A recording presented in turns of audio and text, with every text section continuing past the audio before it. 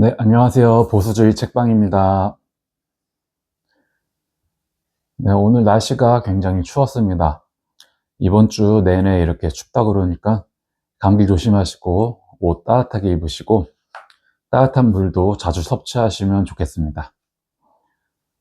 네, 그러면 레이건 11 이제 목차 어제 끝나고 처음으로 들어가겠습니다. 레이건 보수주의란 무엇인가? 보수주의는 사람들이 한 세대 혹은 열 몇 세대 정도에 걸친 경험을 바탕으로 한 것이 아니라 인류가 지금까지 경험해온 모든 것을 종합해 발견한 것을 근거로 삼고 있습니다. 이것이 바로 보수주의의 원칙이 옳을 수밖에 없는 이유입니다. 저는 이미 보수주의의 미래를 보았습니다. 보수주의는 성공적입니다. 우리는 어떠한 철학을 팔고자 하는 것이 아니라 이미 그 철학을 가진 대다수의 미국인에게 현대 보수주의가 바로 그들의 정치적 본향임을 보여주려는 것입니다. 1977년 2월 6일 로널드 레이건. 레이건 보수주의란 무엇인가? 이는 쉬운 질문이 아니다. 이 책을 쓸 당시 구글에서 레이건 보수주의를 검색하면 무려 3천만 개의 결과가 쏟아졌다. 동시에 이 질문은 현대 공화당원들과도 밀접하게 연관되어 있다. 모든 공화당 대선 후보들은 간절히 로널드 레이건이 되고 싶어 하기 때문이다. 놀랄 일은 아니다. 대통령으로서 레이건은 대단히 성공적이었다. 1980년 그는 현직 대통령을 상대로 미국 50개 주 44개 주에서 압도적인 승리를 거두었고 1984년에는 50개 주에서 가장 리버럴한 캘리포니아주와 매사추세츠주 등 미국 서부 해안과 북동부를 포함해 총 49개의 주를 싹쓸이하며 재선에 성공했다. 요즘 공화당이 이길 엄두조차 못 내는 소위 블루스테이트, 민주당이 강세인 주에서 그는 2번이나 이겼다. 이 2번의 승리를 합하면 선거인단 투표에서 1014대 61로 승리한 것이나 다름없다. 심지어 1014명 대부분은 민주당원이었다. 또한 투표에서뿐 아니라 대통령 임직에서 레이건처럼 확실한 성공을 누린 미국 대통령은 많지 않다. 그는 아이젠하워 대통령 이후 가장 높은 지지율을 누리며 임기를 마쳤다. 레이건 대통령의 성공은 다른 대통령들의 기록과 비교하면 더욱 돋보인다. 린든 존슨 이후 대통령들은 모두 절망 속에 임기를 마쳤다.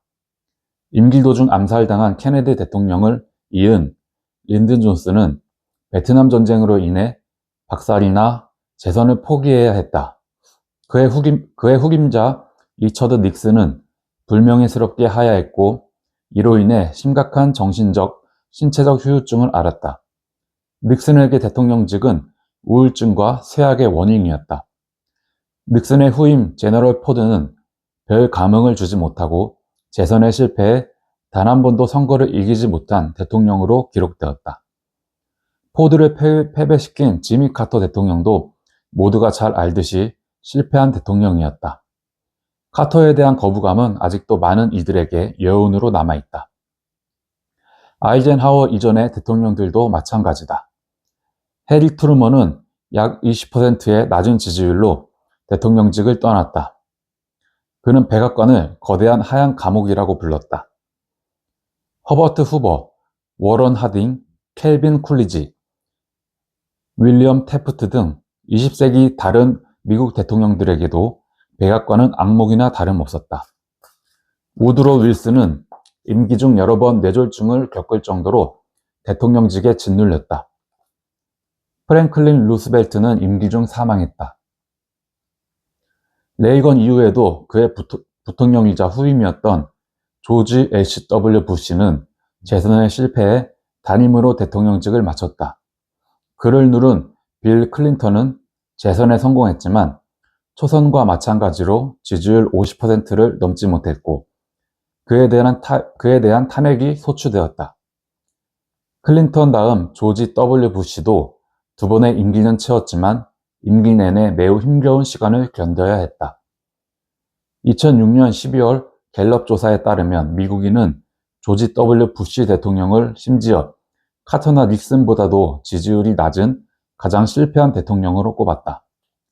부시는 트루먼 이후 가장 낮은 지지율을 기록했다.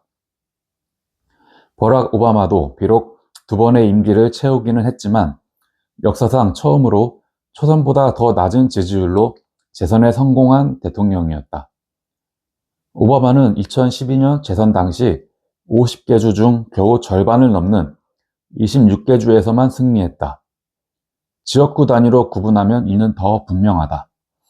지역구 결과를 붉은색과 파란색으로 구분하면 레이건 때와 거의 차이가 없을 정도로 지도가 붉게 물들 정도다. 다른 대통령들과 달리 로널드 레이건은 대통령직을 매우 수월하게 해냈다. 게다가 레이건의 인기는 대통령 임기 이후에도 계속 올랐다. 조지 W. 부시의 지지도가 얼마나 바닥이었는지를 드러낸 2006년 12월 갤럽 조사에서는 응답자의 64%가 레이건을 뛰어난 대통령이었다고 평가했다. 불과 10%만이 그를 평균 이하 혹은 무능한 대통령으로 평가했다. 1999년부터 매년 대통령의 날이 되면 갤럽은 역대 최고의 대통령을 묻는 설문조사 결과를 발표한다.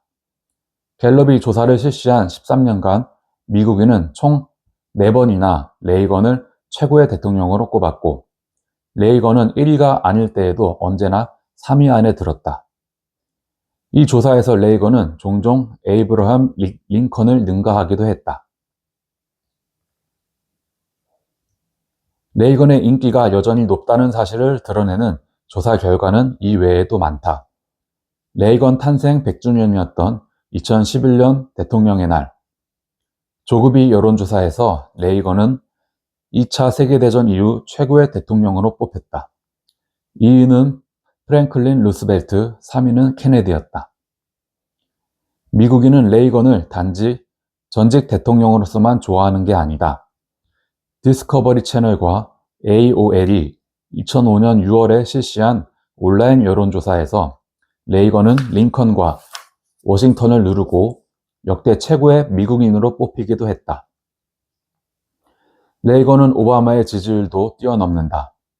오바마의 재선 이후 레이건과 오바마 중 누구를 대통령으로 선택할지 물었던 여론조사에서 레이건은 58%의 득표로 오바마를 이겼다. 이는 레이건이 1980년 지미 카터를 이겼을 때보다 더 높은 수치다. 놀랍게도 오바마의 강력한 지지층인 18세에서 34세에서조차 레이건의 지지율이 오바마를 넘어섰다. 이러한 수치들은 로널드 레이건이 왜 공화당 대선 후보들의 최고 롤모델인지 보여준다. 대중의 이런 열광적 지지를 꿈꾸지 않을 후보가 어디 있겠는가. 그러나 공화당의 대통령 지망자들은 레이건의 정치적 매력만을 모방하려는 것이 아니다. 그들은 레이건 보수주의라는 브랜드와 스스로를 동일시하려고 노력한다. 공화당 후보들이 당의 대선 후보 자리를 놓고 다투는 경선 때마다 그들은 로널드 레이건을 불러낸다. 나는 로널드 레이건이 믿었듯이 뭐뭐를 믿습니다.